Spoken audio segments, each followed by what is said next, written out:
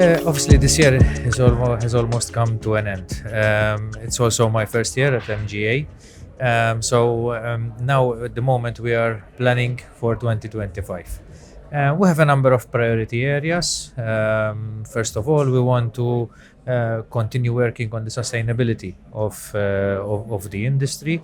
A lot of important and very good work has been done by my predecessors. Our priority for next year is to continue sustaining the industry in general. However, we also want to improve on the efficiency and operational efficiency of the authority, because we want to remain at the forefront of the industry in general. We want to continue to provide an excellent service to the operators, the industry in general. We want to remain relevant. So I think it's important that we are seen as being on top of things.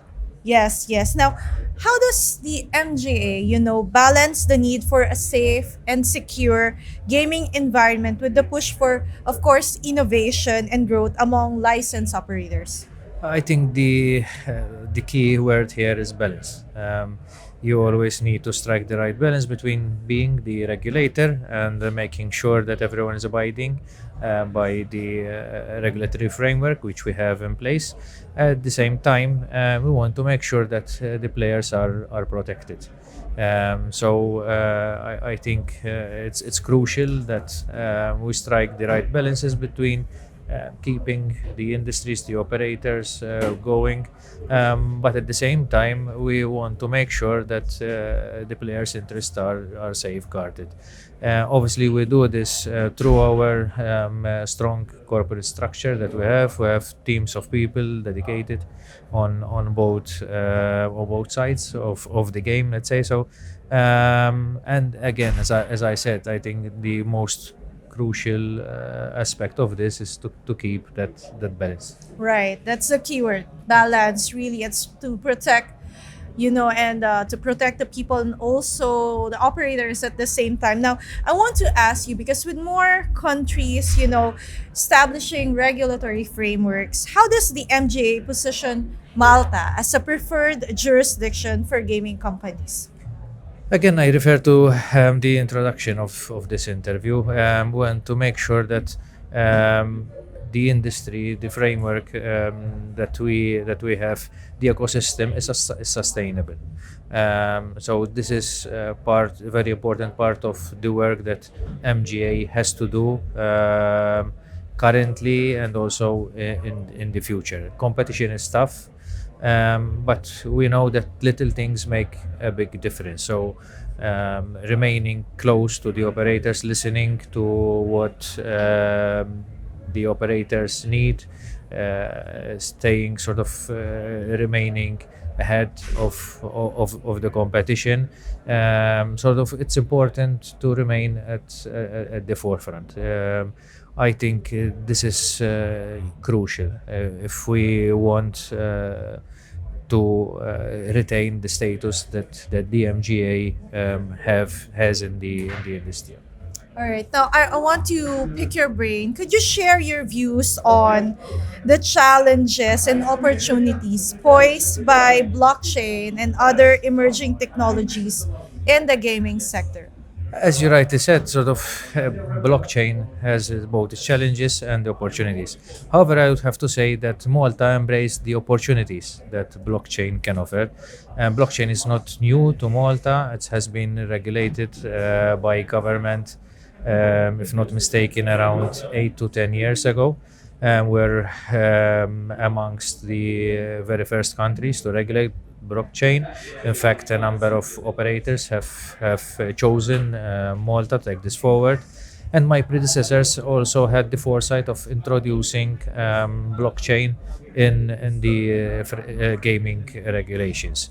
So yes, we are positioned very well in this industry. We already have operators who adopt it and accept crypto payments. Obviously, it has its challenges. But even sort of sustained by the fact that the Malta Financial Services Authority also regulates it, has a very strong framework. This helps us a lot in making sure that those challenges are overcome. I think Malta offers a good opportunity for players in the industry to come here and eventually uh, take the opportunities that are being presented to them. Yeah, that's really good to know because at the same time with Sigma Europe is the AIBC Europe, where we are also discussing trends and opportunities, challenges in the AI and blockchain space, right? And the industries, if I know a lot of people will agree that these technology are impacting a lot of industries, including iGaming. Now, I want to ask the measures that the MGA is taking to address concerns around responsible gambling and to support player protection. Um, Here, I think the approach that we adopt is more of educating the players and educating the operators. Um, the MGA is also supported with the gaming with the Responsible Gaming Foundation. They do very important work in this. They educate the players. They have educational campaigns. I think it's important that the players know what risks lie ahead of them.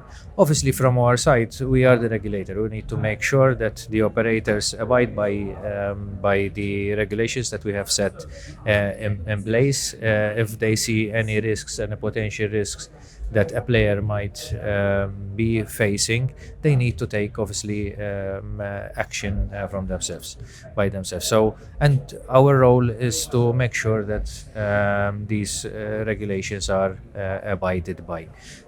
So there again, we collaborate with other entities. We believe that we have good systems in place both to educate the players, but from our side, if there need to be to take any corrective actions, we do so in due time. Right. Now, as global compliance, standards, it's evolving, ever evolving. How does the MGA ensure that its licensing standards remain competitive and up to date? Um, Obviously, the compliance function is very, very important. There again, we have necessary policies in place which operators need to abide by. Um, Here, we also adopt, I would say, a proactive approach. Our the first thing that we do is we bring these policies to the attention of the operator so that everyone knows what compliance measures to take. If we find that there are any discrepancies, we reach out to the operators, inform them what needs to be improved. We help them, we assist them even through regular meetings that we hold with them. Obviously, if these, let's say, challenges persist, we would need to have take corrective measures. However, the first thing that we do is to help the operators become in line. I would say that these things obviously differ from operator to operator. Depends on the stage the operator is in. A mature operator, an operator which has been in the business for quite a long time, they have better organization structure, good teams, people in place who take care of these things. But when it comes to startups or new operators, obviously we do understand that they might not be as well equipped as other big players in this aspect. From our side, we try to help as much as possible. That's really important, right? It's being really flexible and being really, open as well to the stakeholders. Now, I want to ask your thought. Could you highlight some recent initiatives or partnerships that the MGA has undertaken to improve transparency and operational efficiency? Obviously, transparency and integrity from our side are sort of our credo. We have to be transparent. We have to hold high standards. Obviously, we do. Even for example, recently we issued the annual report where we give an account of our operations, what we have done over the last year. Sort of, we are transparent in our approach, and it is something that we hold at heart. So I believe that this a crucial aspect of our day-to-day operations. When it comes to other initiatives that we have taken, as I said in the beginning, our main focus is at the moment is on improving our operational efficiencies. So from our side, we regularly conduct operational reviews to improve our processes and to be able to respond to market needs as quickly as possible. Those are two areas that we dedicate a lot of our resources and our time to them. All right. Now, what do you envision for the future of Malta's gaming sector, and how do you see the MJ's role evolving in the next 5 years? I think the market changed over the years. So at the moment, the gaming industry in Malta reached maturity phase. We're no longer at a stage where we're attracting huge numbers of operators to Malta. We're still attractive. We're still seeing an organic growth. Operators here are still investing. The number of employees is still growing. And those are all positive signs. Even during the last 3 days, we've met a number of new operators who are interested in submitting and applying for a Malta license. However, the reality is that trends are shifting. Nowadays, we are seeing more B2B companies coming to our shores. Since 2018, we've seen a significant increase, around 133% increase in the number of B2B licenses coming to Malta. And I think this is the trend that we will be seeing in the next few years. Obviously, we'll be monitoring what's happening around us, what's happening in Malta. I would say 5 years are quite a long time to plan. So I would prefer to look at the medium term, Yeah. 1 to 2 years, and I believe that the future is in the B2B industry. This is one area that will be definitely trying to capitalize on and see how we can be more effective in that aspect and trying to attract as much B2B companies to Malta as possible. All right. Finally, Charles, your message to the iGaming community watching us right now. Obviously, the first thing that I think that comes to mind is I would like to thank them for choosing Malta once again, for coming in large numbers to the Sigma convention. I think this is a good advertising for Malta in general, for the gaming industry. We look forward to Sigma again next year.